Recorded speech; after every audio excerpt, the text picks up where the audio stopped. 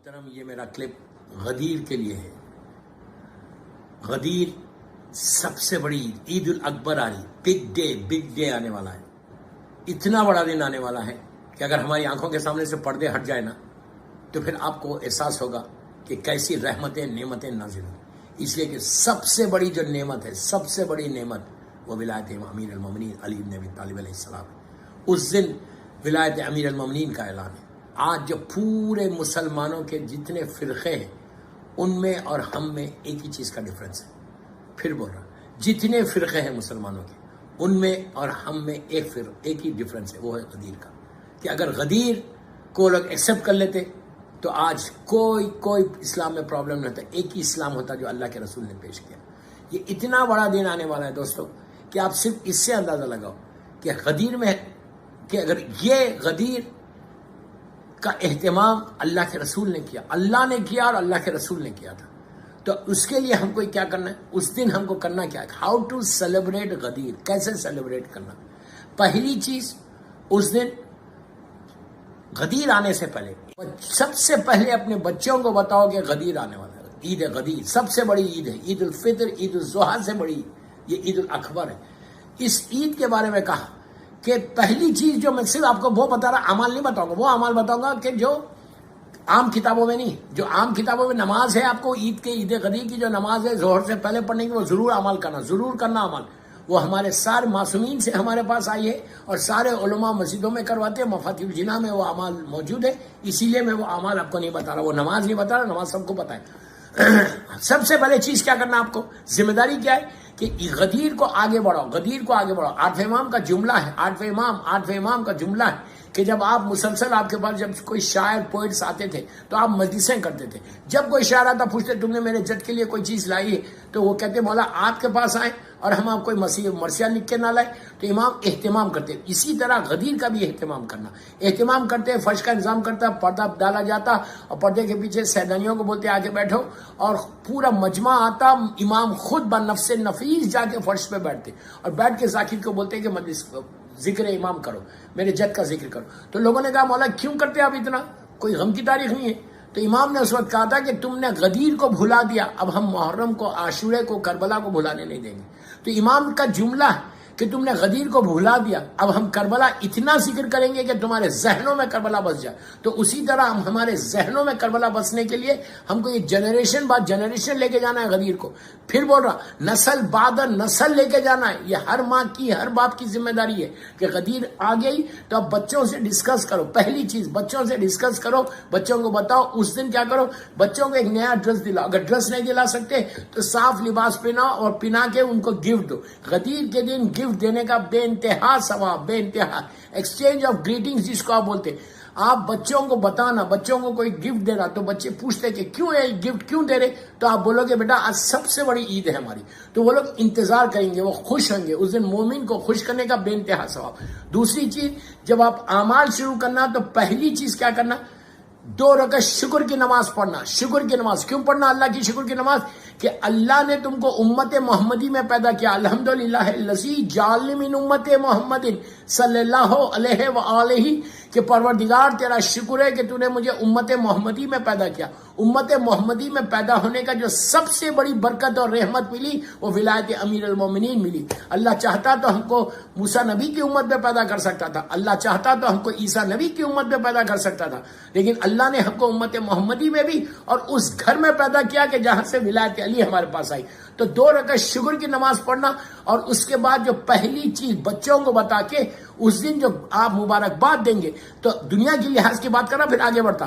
سب سے پہلے اگر تمہارے ماں باپ زندہ، پلیز غور سے سنو، اگر تمہارے اس دن ماں باپ ماشاءاللہ ماں باپ زندہ ہے تو اپنی ماں کو جا کے مبارکباد دو، اپنے باپ کو جا کے مبارکباد دو، اس لیے کہ جو ولایت علی تمہارے پاس آئی ہے وہ ماں کی وجہ سے اور باپ کی وجہ سے آئی۔ اصل حقدار تمہارے والدین ہیں دنیا میں کہ جس کو تم کو گریٹ کرنا ہے، مبارکباد دینا ہے۔ اس لیے کہ یہ عابد بلرامی نہیں بول رہے، یہ چھٹے امام بول رہے۔ چھٹے امام کیا بول رہے کہ جب بھی ہماری محبت کی ٹھنڈک کسی کے دل میں دیکھو تو اس کی ماں کے، اس کے باپ کے حق میں دعا دو۔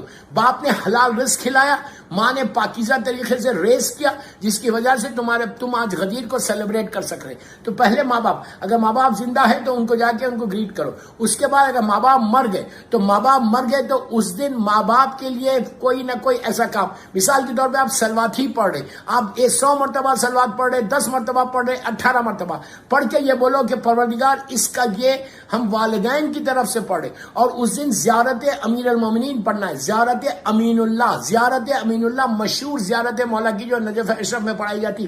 نجف اشرف کی بہت بڑا سیلیبریشن، ماشاءاللہ میں نے 2 دفعہ غدیر کیا، وہ بھی ایک بڑا گرینڈ، کچھ نہیں کرتے، آگے سے مبارکباد دیتے. تو زیارت امین اللہ جو آپ پڑھنا، تو اس دن وہ پڑھنا اپنے ماں باپ کی طرف سے پڑھنا، on behalf of your parents. اگر زندہ ہے تو، مر گئے تو یہ بولنا کہ آج غدیر کے دن کی جو ہماری خوشی ہے وہ ماں باپ کی وجہ سے ہے، تو اللہ میرے ماں باپ کو اس غدیر کی جو رحمت نعمت آج دنیا میں ہم کو دے رہا، ان کو بھی یہ نعمت دے. تو والدین کا دوسرا والدین ہو گئے. تیسری جو آپ کو مبارکباد دینا ہے وہ فرزند زہرا کو دینا ہے، امام زمانہ کو دینا ہے، جو وارث غدیر ہے، وارث امام علی ہے، جو اپنے دور کا علی ہے. میرے مولا کو دو، اور مولا کو دینے کے بعد مولا کو بولو کہ مولا آج کے دن کا ہم کو تحفہ چاہیے. یہ 3 ہو گئے. اس کے بعد امام کی اس دن سلامتی کی نماز ضرور پڑھنا، سلامتی امام زمانہ پڑھ کے دعا کرنا کہ مولا یہ غدیر تو 1441 ہم نے یہاں گزاری، اب 1442 ہجری کی غدیر ہم آپ کے ساتھ انشاءاللہ گزاریں گے. امام کو مبارکباد دینا. اس کے بعد ایک مومن دوسرے مومن کو مبارکباد دینا. دیکھیے آج کل وائرس ہے، اب جا کے ہاتھ نہیں ملانا. میں یہ نہیں بولا کہ ہاتھ ملاؤ گے حق کرو، اس لیے کہ پرابلم ہے، آپ نزدیک جا کے تو بول سکتے. چوتھی چیز جو موسٹ امپورٹنٹ ہے کہ اگر آپ پلیز غور سے سننا، کہ عورتوں بھی سنیں بچے بھی، کیوں؟ اگر آپ کسی اپنے رشتہ دار سے ناراض ہیں، اگر آپ کسی غریب رشتہ دار سے یا کوئی مومن سے تم ناراض ہو، بات چیت نہیں ہے، غدیر کے دن اگر تم یہ چاہتے کہ امام علی تم سے راضی ہو، غدیر کے دن یہ چاہتے کہ اللہ تم سے راضی ہو جائے، غدیر کے دن تم یہ چاہتے کہ وہ نعمتیں تم کو جو اللہ نازل کر رہا وہ نعمتیں ملے، تو سب سے پہلی چیز یہ کرو کہ اگر کوئی غریب رشتہ دار ہے یا کوئی تمہارا کزن ہے، تمہارا بھائی ہے، تمہاری بہن ہے جس سے تمہارے تعلقات نہیں ہے، تم غدیر سے پہلے 17 ذی الحجہ کو یا اگر غدیر کے دن فون کر کے معافی مانگو، فون کر کے بولو بھائی آج غدیر کا دن ہے، امام علی کے نام پہ تم بھی مجھے معاف کرو، میں نے بھی تم کو معاف کیا. اس طرح ملنا وہ سب سے بڑا عید ہوگی کہ اگر تم نے امام کے چاہنے والے سے بات چیت کر لی، تم نے امام کے چاہنے والے کو راضی کر لیا.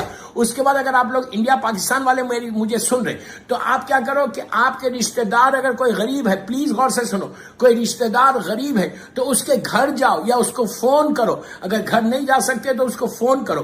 اس کا اگر کوئی پیسے والا کوئی بڑا رشتہ دار اگر کسی غریب رشتہ دار کو فون کرے گا تو اس کی تو عید ہو جائے گی کہ اتنے بڑے آدمی کا فون میرے پاس آیا. اس دن ساری اپنی چیزوں کو نیچے کرنا ہے.